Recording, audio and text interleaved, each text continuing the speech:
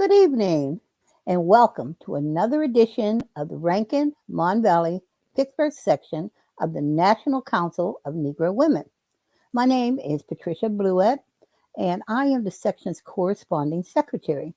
And joining us today is Mrs. Kathleen I.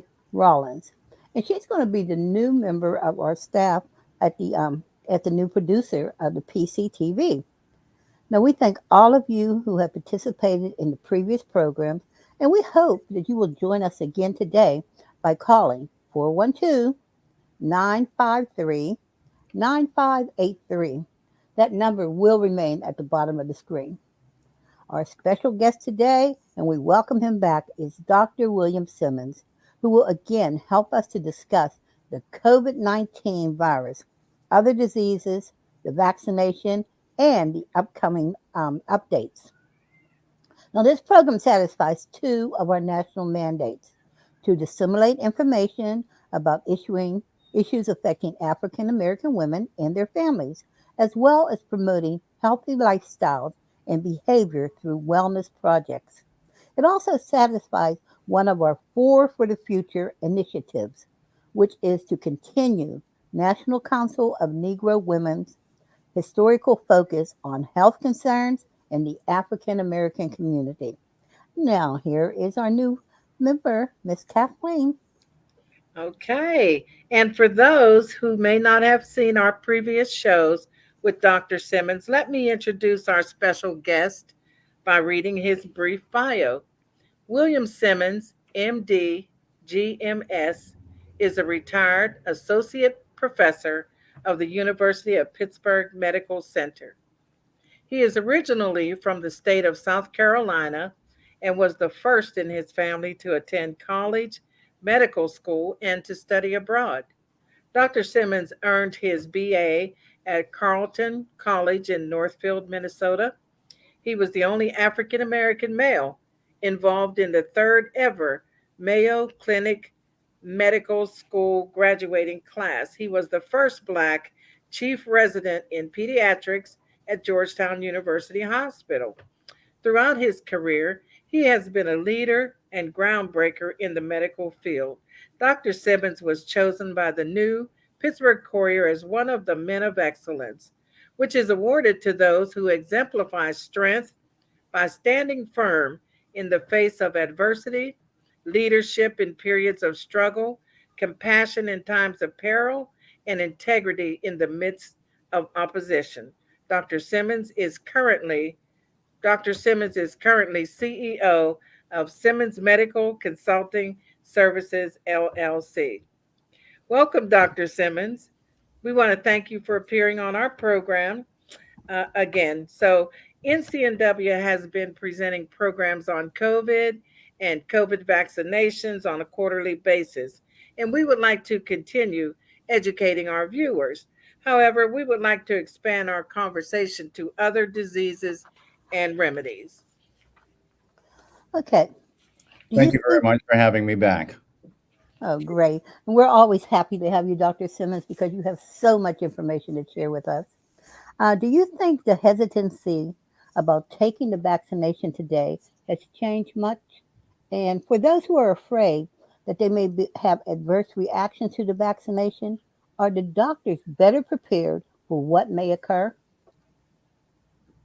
Well, I would say that the hesitancy is still present, and there's actually a second level of hesitancy, even those who have taken the vaccine, the first and second shot, because there's such a variety of boosters. Some have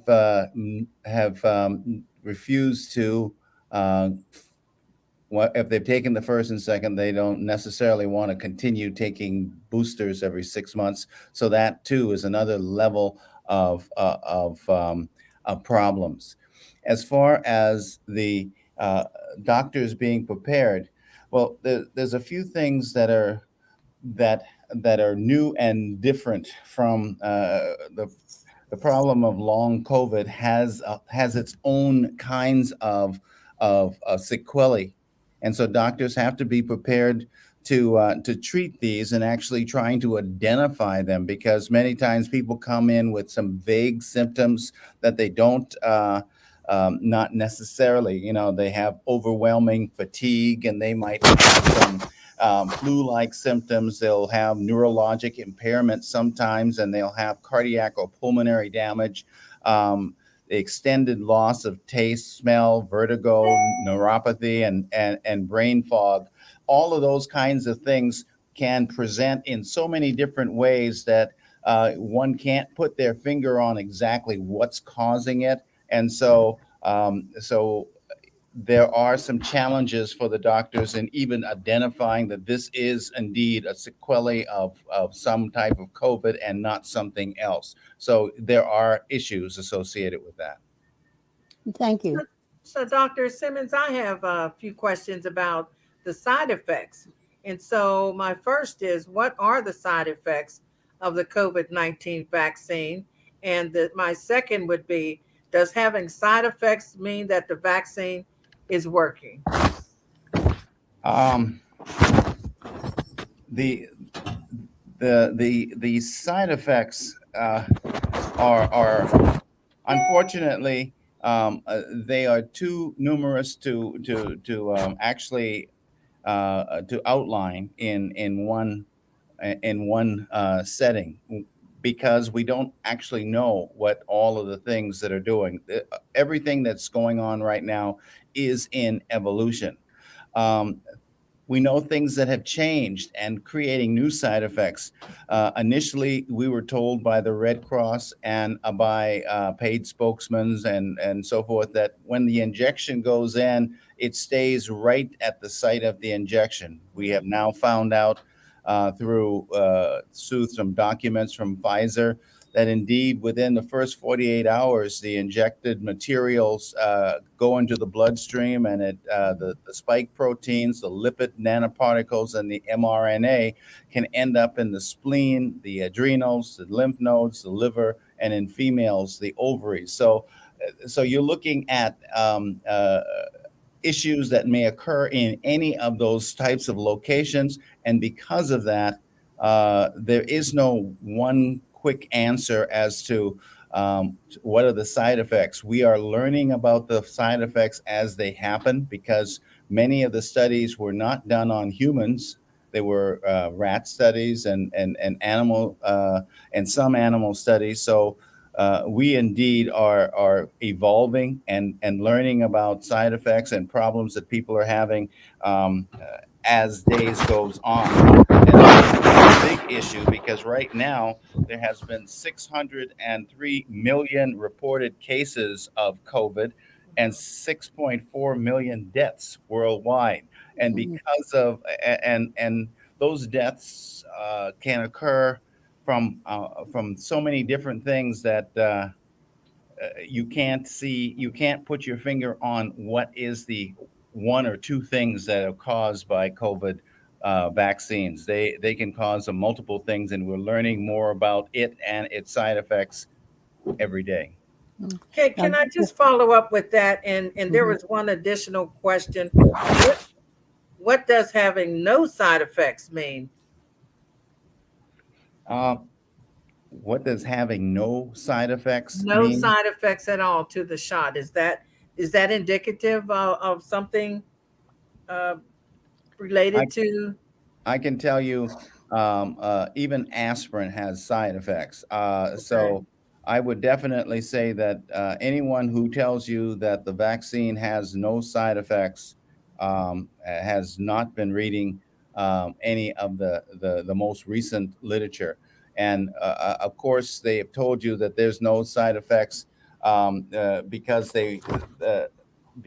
uh, they may kind of encouraging you to go ahead and do that. But I think in the idea that doctors are supposed to give you informed consent, we actually should tell you that indeed there are some things that indeed can occur from the vaccine. And and long COVID, as I had mentioned previously, is definitely one of them. Okay. Dr. Simmons, there appears to be something rubbing against your microphone from time to time. So if you could check that for us. But Okay. I do have a question.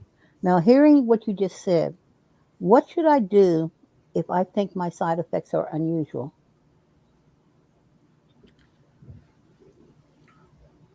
What should you do? As with most circumstances, when you have when you've gotten the shot or the vaccine, and you have unusual swelling or you have unusual pain, if you have if you're feeling particularly feverish or having the drowsiness that is unusual for you, those are things that you might that's why they keep you there sitting down after the shot for a few minutes, because then there are some things that can happen immediately.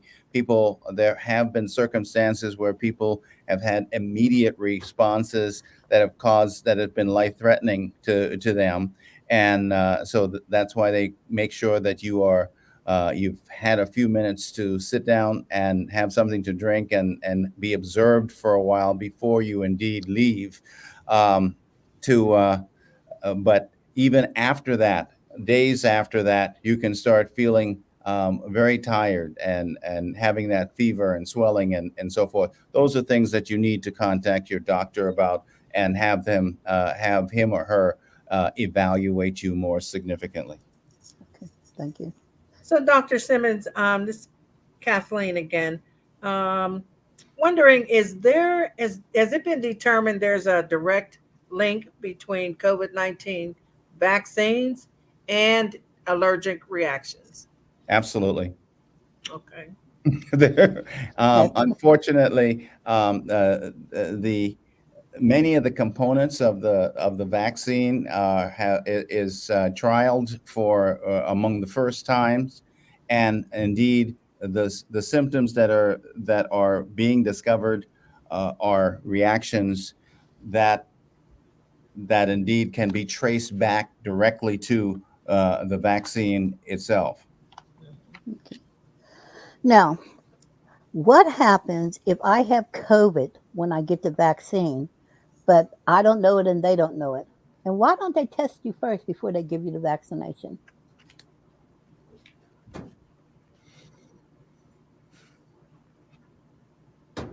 What will happen if you have COVID at the time of the vaccination? Hmm. Um, I am sure that there has been a few cases where people indeed have either had COVID or been getting over it, and may even had some symptoms of long COVID when they got one or another of the vaccine. Most times, I can't. There isn't an answer to that as to what is. We can tell you what's expected. Most times we're expecting no problems whatsoever, but there are people that that can have some problems. Mostly fever, as I mentioned, some swelling, um, and as far as what the vaccine can do to a person who already has COVID on board, I can't. I don't think anybody can answer that one right now. Okay, thank you. Great. So, Dr. Simmons, there's rumors that the vaccinations will now include some of the variants and subvariants like Delta, Omicron, the flu vaccination, and the monkeypox vaccination all in one shot. Is that true? As of yet, the vaccines that are coming out, ones that's going to be rolled out in a couple of days, right after the holidays, those ones have two different variants, are targeting two different variants of the Omicron. Um, there is no vaccine that is going to the monkeypox virus is not a part of this one that's being rolled out in a few days. There is very little as far as the amount of vaccines that are available for monkeypox is very, very small. So they are only targeting those people who are more susceptible. Monkeypox seems to be something that happens in skin to skin and bodily fluid transmission. It isn't like air transmission like we are concerned about with the COVID. Uh, but you can also get it by drinking after someone from their cup, if this person has it, using their toothbrush, different fabrics, utensils, and those are different ways. People talk about it being sexually transmitted, and especially involved in gay and men to men sex. That is one aspect, but it can happen in anybody and in children, especially if they are in close proximity to a loved one and being hugged and kissed and so forth who has it. So yes, it can. Uh, there are multiple different ways that can spread, and there are multiple different concerns, and there is no the treatment for because it's kind of a kissing cousin to smallpox. It's the same family as the virus that's found in the old smallpox, and so they actually have been working at some of the smallpox vaccine and some derivatives thereof to address this. And the quantities that they have for this is very small. It is not ready to be rolled out to the entire country. Small amounts are given, and they're only given for targeted people who are most likely to be affected. Okay, now Okay. this next question has several parts to it. First, who should get vaccinated against COVID-19 or other viruses? Who should not be vaccinated? And should children and adolescents get vaccinated against COVID-19?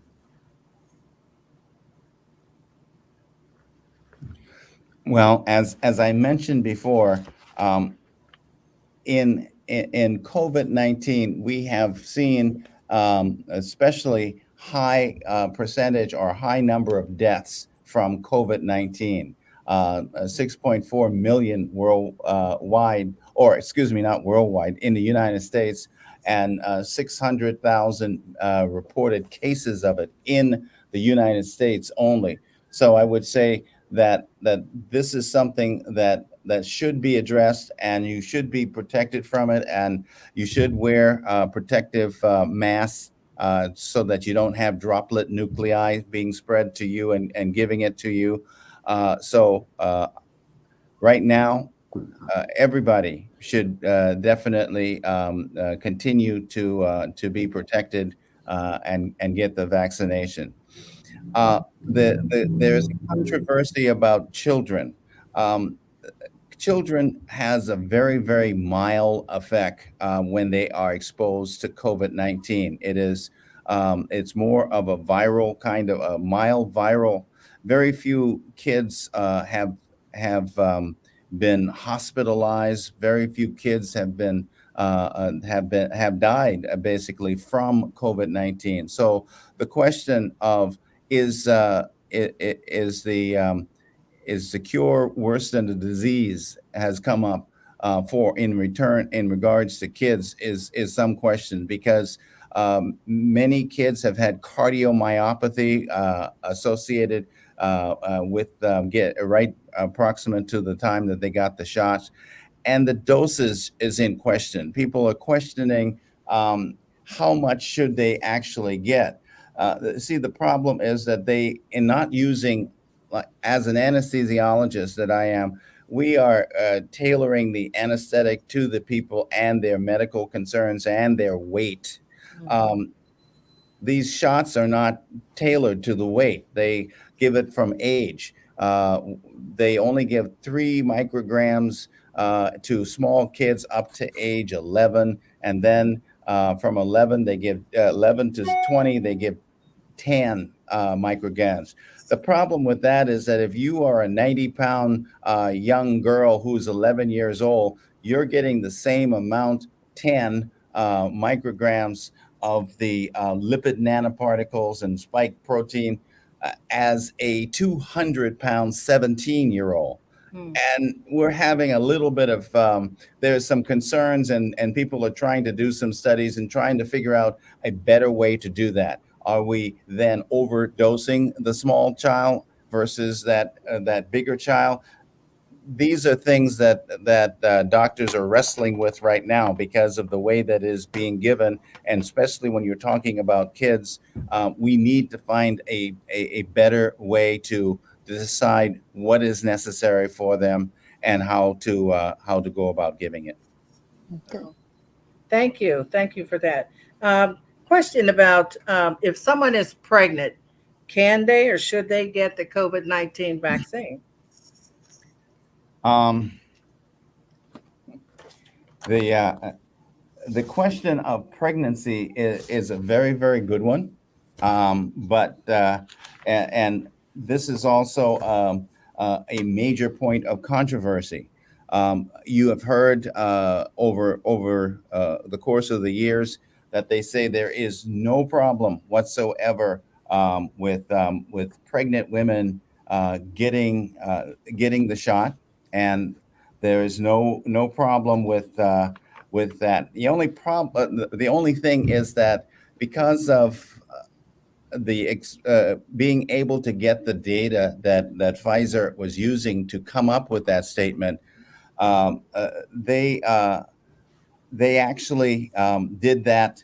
There was a study on 44 French rats that were pregnant, and they analyzed those pregnant rats for 42 days, and then they didn't let them get born. They autopsied the rat and the fetus inside, and decided that they were okay. And from Mm. that, they based the statement that's safe and effective for pregnant women.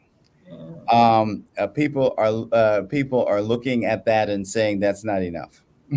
And so the Department of Defense kept very close track of the female pregnant soldiers in 2021 that were, because they forced everyone to get vaccinated, even the pregnant women.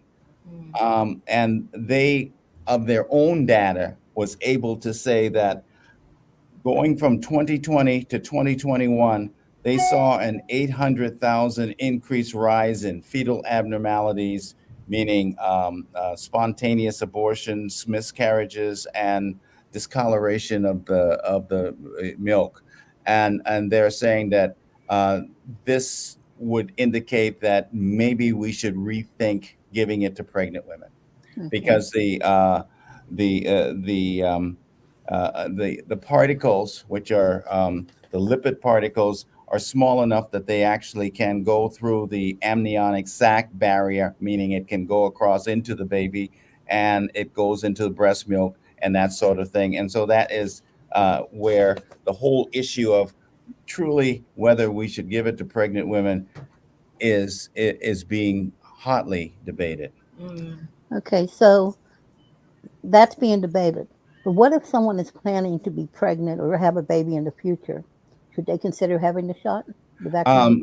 That should not be. That's not the same issue, and that should not be a major deterrent for someone if they're planning to get pregnant and they're not pregnant at the time of the time that they're going through that should not be a major deterrent in that situation. Okay. Thank you. So while we're on the topic, I wanted to follow up too with what about breastfeeding? If someone is breastfeeding, should they get the COVID-19 vaccination?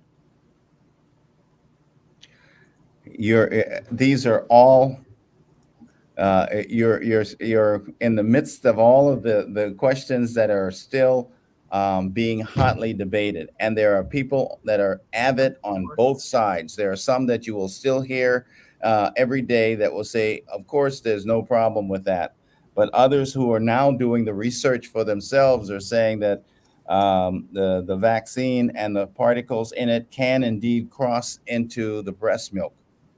And so then when it crosses into the breast milk, what is it doing? These things have never been studied. So I can't give you a definitive answer on things that have never been studied. So, but I can tell you that there are some people looking at it with concern. Okay.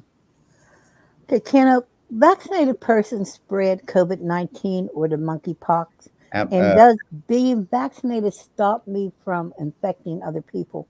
no, you can spread COVID-19 whether you are vaccinated or not. There was always a thought that once you got the vaccine, you were invincible. You had your you did no longer had a problem with COVID. The problem is if you look at the original research, they say that getting the vaccine diminishes the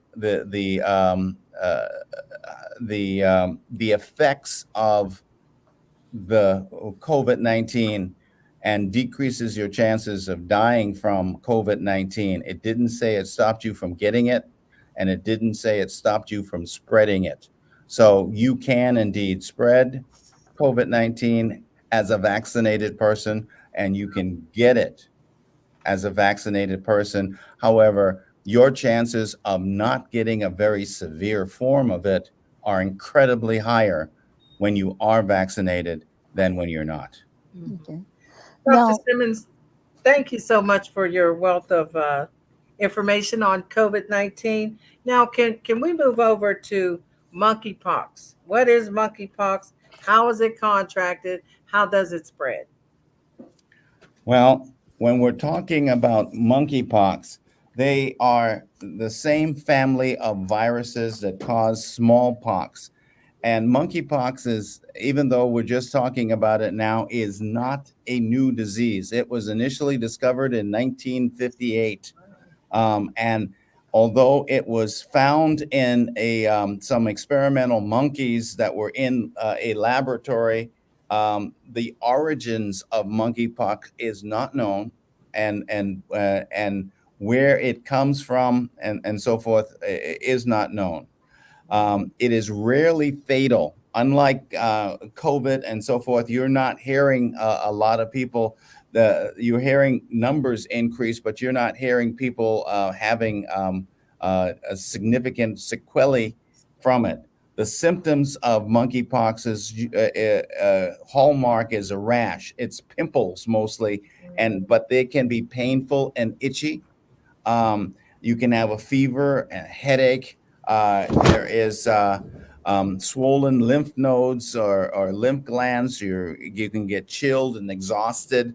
Respiratory symptoms like sore throat, nasal congestion, and cough are also symptoms of it. It is definitely spread skin to skin and bodily fluids. That's why they talk about those people who they do have vaccines are immunosuppressed people, people who have HIV, people who are involved in homosexuality and men who have sex with men. All of those are the ones that are targeted for the vaccine and the education associated with it.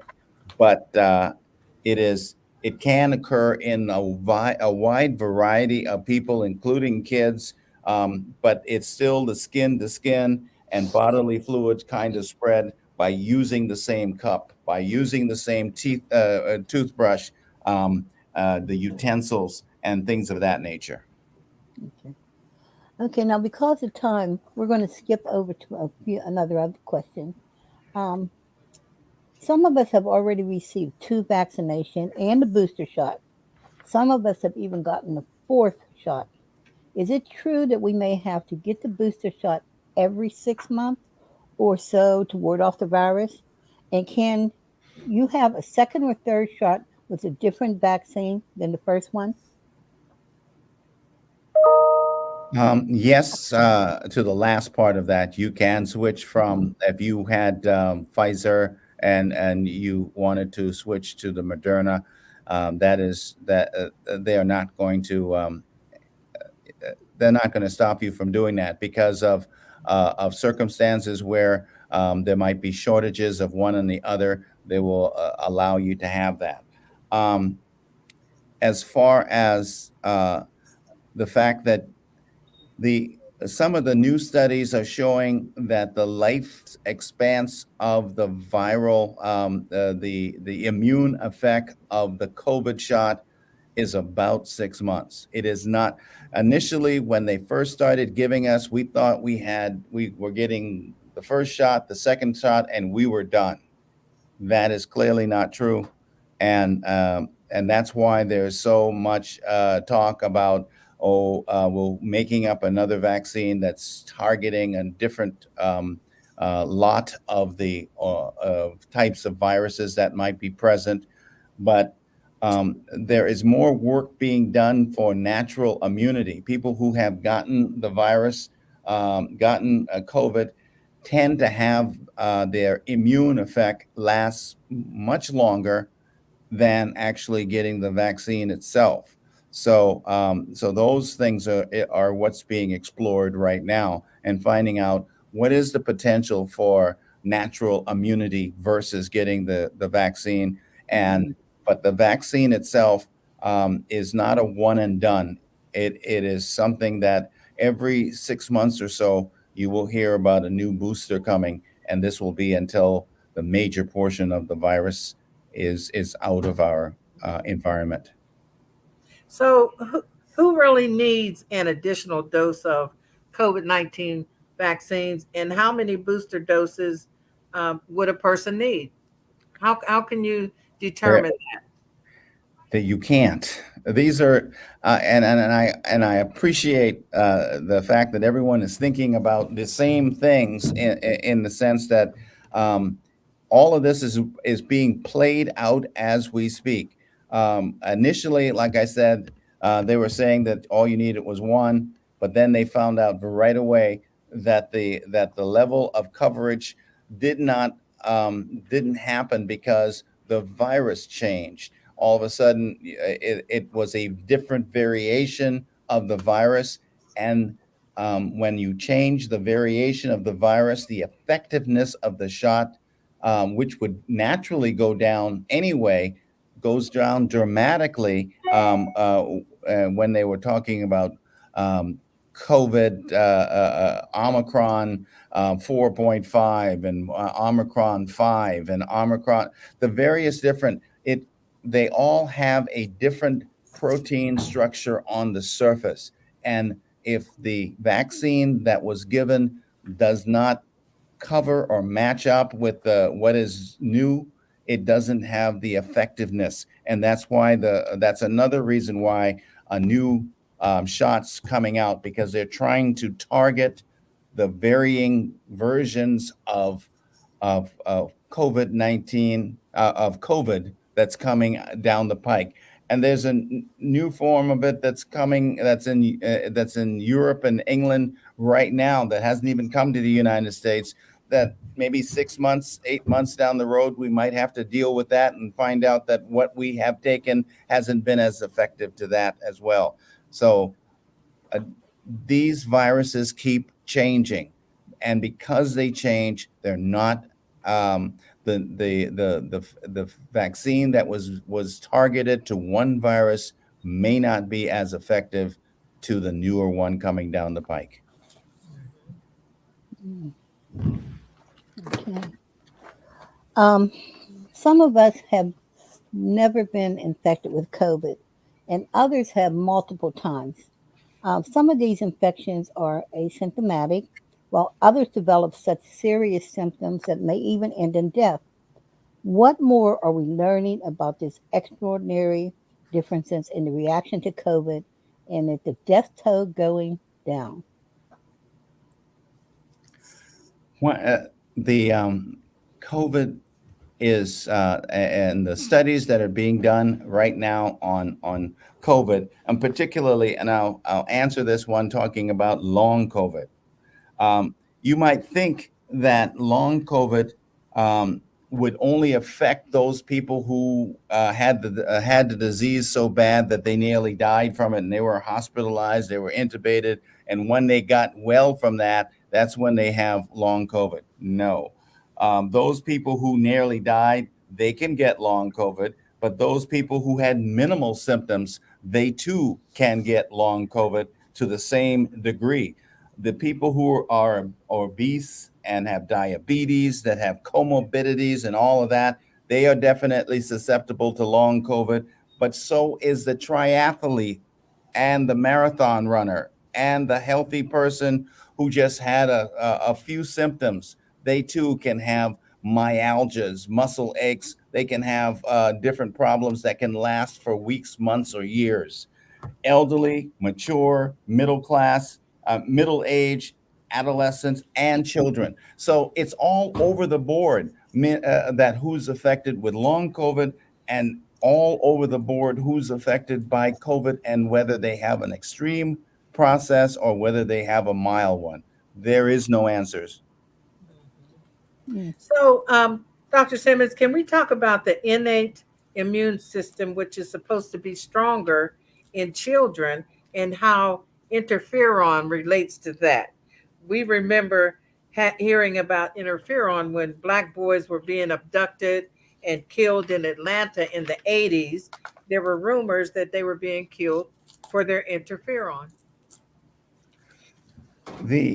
As I mentioned, kind of tangentially earlier, that kids, even when they do get COVID, tend not to get a severe form of it. They tend to bounce back very quickly. They might just have a viral process and so forth. And so they don't seem to have as bad consequences from the COVID disease as adults, and especially adults who are who have comorbidities, diabetes, hypertension, heart disease, obesity, all of these kinds of things that wear down your body and wear down your immune system, making you more susceptible. Um, uh, Kids are surprisingly resilient, and indeed they do have a very strong immune system that seems to work against this. But as far as the how that relates um, uh, to other kinds of medicines that you're talking about, and interferon and so forth, I really cannot answer that one. I can't even speak to it. Um, uh, you would need an immunologist to talk to that one. I can't answer it. I don't know. Okay, Thank thank you. We have a caller on the line. Yeah. Mike, are you on the line? Yes, I'm on the line. Great information, first of all, and I agree with what he said. I have a couple kids that got COVID, and they bounced right back. I didn't get it. I'm glad I didn't, but it was like they never had it in a short period of time. One question I have with this new, I guess, vaccine that came out for the Omicron virus, if you're scheduled to get a booster, how do you know which one to get? Will you pick the new one or the old one? Is there a way to pick, or how does that work? Can you speak on that? Yes. The thing right now is that in this particular area in Western Pennsylvania, in the middle of the United States, or in the United States at all, it is still Omicron, but it is the BA.5. It is a different kind of Omicron that seems to be affected. And so by trying to choose your booster so that it is giving you the most coverage against the form of COVID that is most prominent, that is going to be your best bet. And the brand new one right now is covering the types of COVID that has been around for the last 6 months, and the ones that are coming right now. So it is going to that will be your best the best choice for a booster, but it is only as a booster. The new one that's coming out is not as a is not the one that you would want as the first shot. It is used and designed to be a booster to build on what you have in your body already. And if you haven't been a person that got a vaccine, and you've decided that that you want one now, you may want to speak with your doctor, speak with or your pharmacist, and try to figure out what would be the best first shot for you. Because all of these ones, if you listen carefully to the advertisement, it is coming as a booster and not a first shot. So if you have people that you your loved ones that you want to be protected, you have to make sure that you investigate this a little bit and figure out which is best. But for those who have had shots and maybe had a couple of boosters, if you are in line for another one, the one that's being rolled out this weekend, that is the one that's covering the type of COVID that is most prominent right now. Okay, thank you. Dr. Simmons, you referred to something a few minutes ago, and it was long COVID. How do we know if we have long COVID? And can you elaborate a little bit more? Because I think this is something that we keep hearing the term, but where I'm personally, I'm not even sure what it is we're talking about. What is long COVID?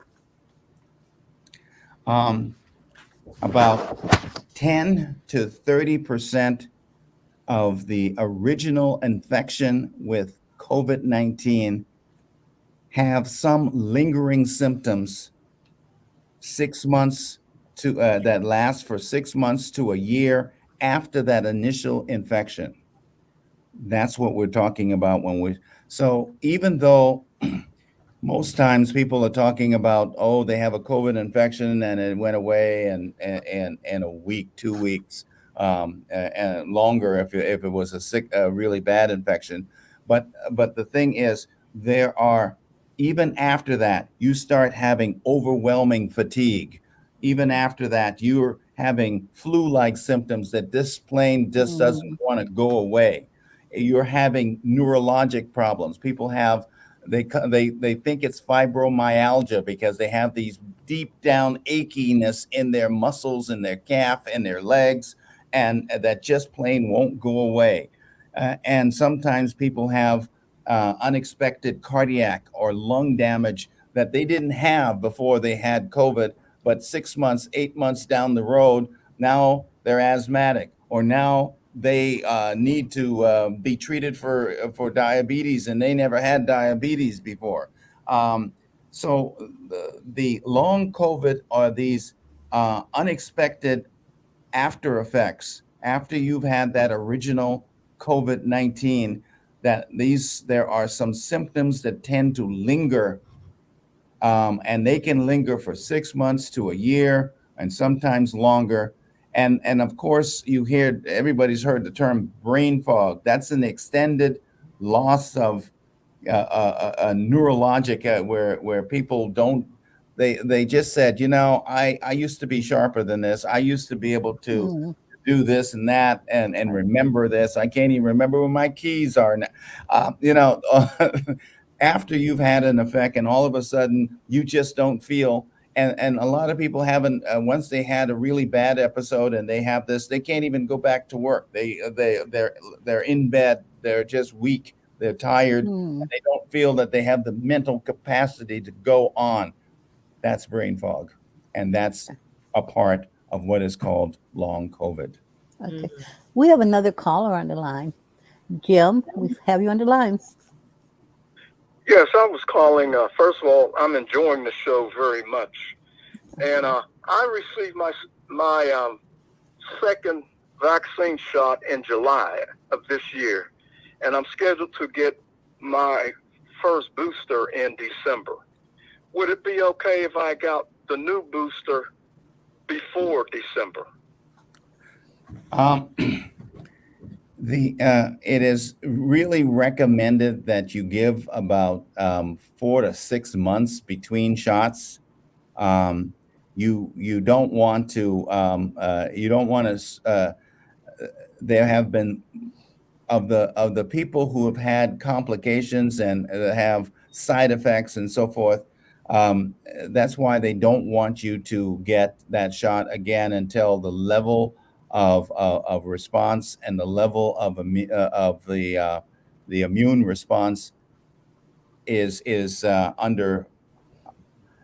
back down to a relative normal. So do not, even when you got the first and second shot, there was a spacing that they did. They said you can't come back for X number of months, or you can't come back for a while. The same thing with these boosters.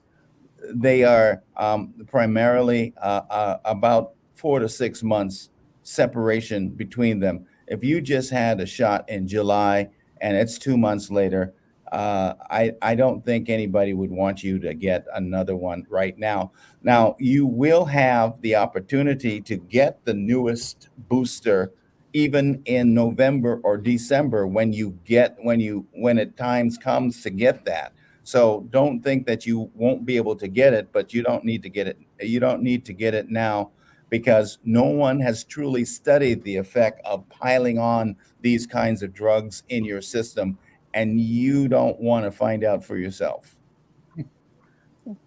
Thank you. So would you suggest that I just keep it the way it is? I'm getting my booster in December. Absolutely. So keep it that way. Okay. Yeah, just you're getting a booster in December. In December, they've been coming out with new boosters so fast. They might even have one that's depending on what is there, because right now they're talking about the fall and the winter is coming, and they're saying there might be a resurgence of COVID-19 and a different kind of COVID-19 that might be coming down. In response to that, they may have a better focused vaccine in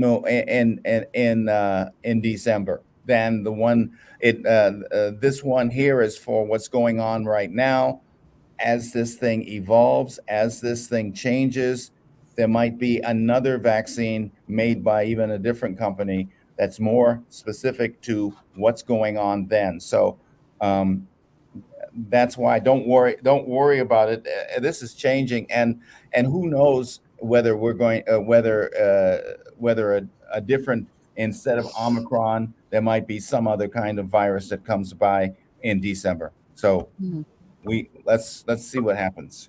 Okay. Now thank you very much. Thank you. We're getting down to our last few minutes of the program. So, Kathleen, is there a question that you would really like to ask that we can get an answer to it?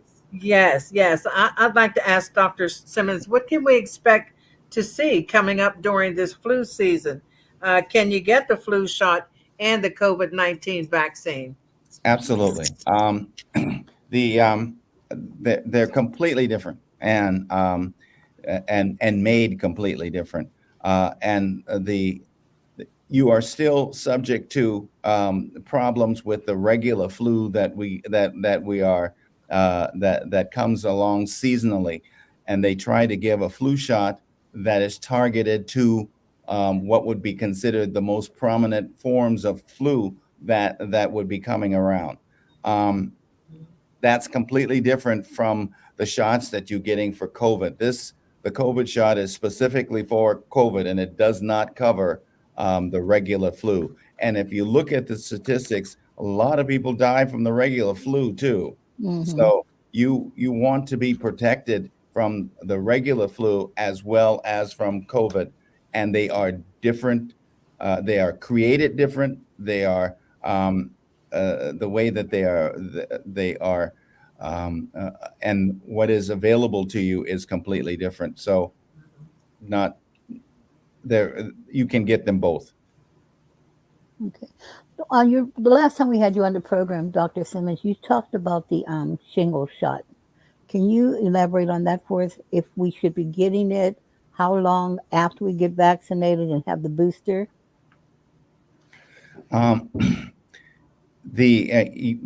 Yes, you should be. If you are, I would say, in the age 60s and above, you definitely need to talk to your doctor and consider getting a shingles vaccine.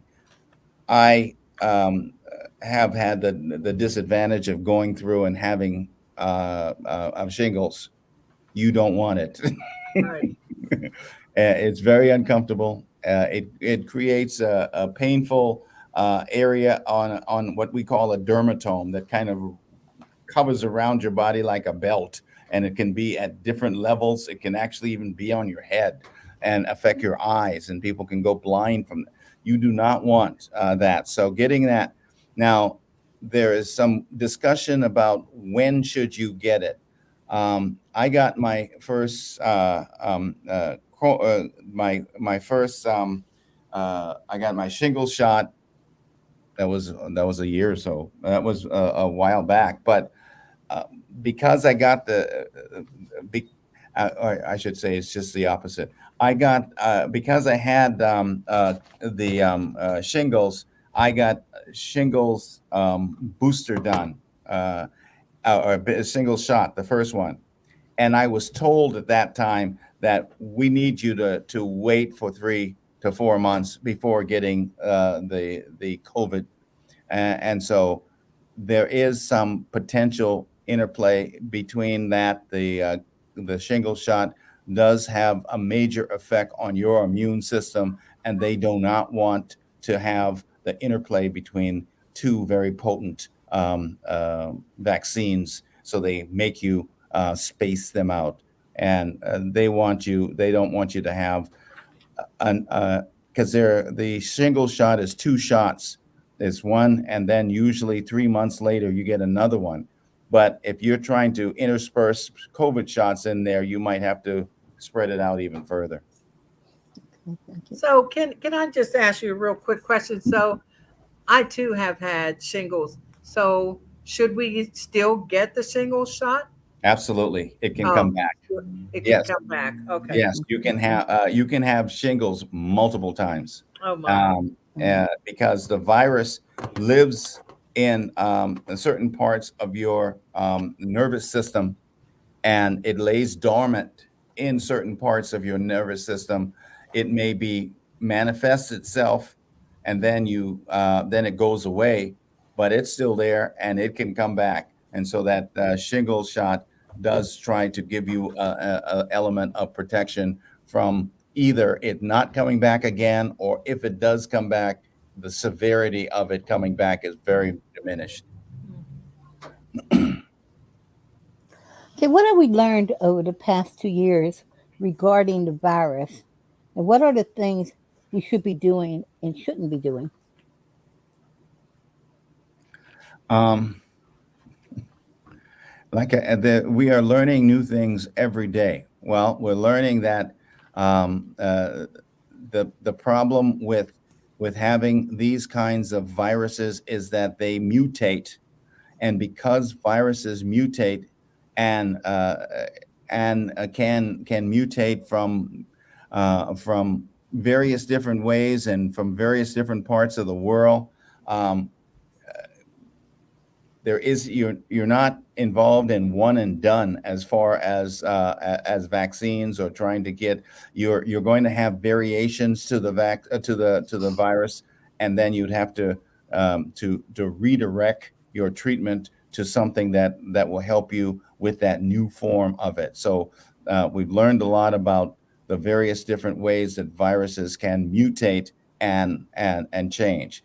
We have, and because of that, we also learned that that vaccines are often targeted at one form of the virus, and if you get another one coming by, that same vaccine may not be nearly as effective, and that's why boosters are now not the same thing. So be aware. The booster that you're getting now is not the same shot that you got before. They have modified it to redirect at the virus that's prominent now. And so that's another thing that we have learned. We see that then indeed you can have some side effects from vaccines. They can affect you in multiple different ways, and no one knows how to treat the chronic symptoms that can develop from viruses, from the COVID virus, like the long COVID. We know it exists, but there is no treatment, and there's no way to we can follow it, but we can't cure that either. Well, we're down to our last 5 minutes. So, Kathleen, do you want to go? It goes so quickly. I mean, the information that you share with us is so valuable. Fabulous. Kathleen, you Yes. want to go to number 44? Sure. So before we thank our guest for appearing on our program again, we'd like to say that the Good Health Women's Immunization Networks, or Good Health Wins, is our commitment to building an army of good health champions who understand the importance of immunizations across the lifespan. We want to educate, advocate, and impact families and communities across the United States to end the pandemic, address health disparities, and shine the light on the importance of good health.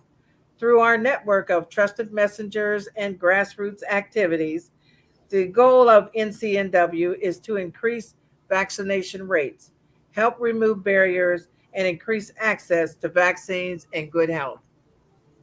Thank you. And we'd like to thank you, Dr. Simmons, once again for taking the time out of your busy schedule and to inform our viewing audience about the latest information on COVID-19 viruses and the vaccination. And we'd like to thank everyone who tuned in this evening. And remember, our live programs are aired the first Friday of every month at 6 o'clock p.m. And remember, please get vaccinated. Vaccinated, yes. Thank you so much. Have a Thank great you. evening, everyone. Thank you very much. Thank you. Thank you, Doctor.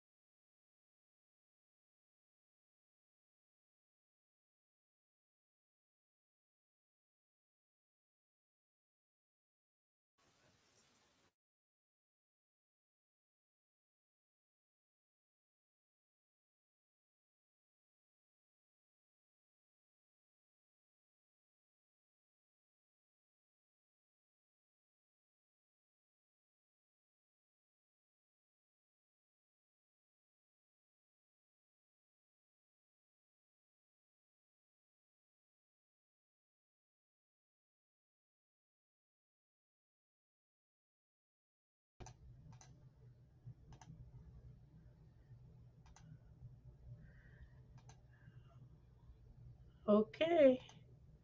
Oops. I think you have you muted. Okay, so we didn't end too soon, did we? Oh no, ending early Okay. is never a problem. It's just ending Okay. late. That's the only problem. Yeah. Ending, Great. you did fine. Oh, great. Thanks. Yes. Okay, you know what? I forgot to. I wanted to say, thank Dolores for all that she has done over the years, and I thought about it after I said goodbye. No. Well, we can get her on the next show. That's right. Thank you. All right. Okay, well, you take care and thank you so You much. too. Uh-huh. Okay, bye Bye bye. bye.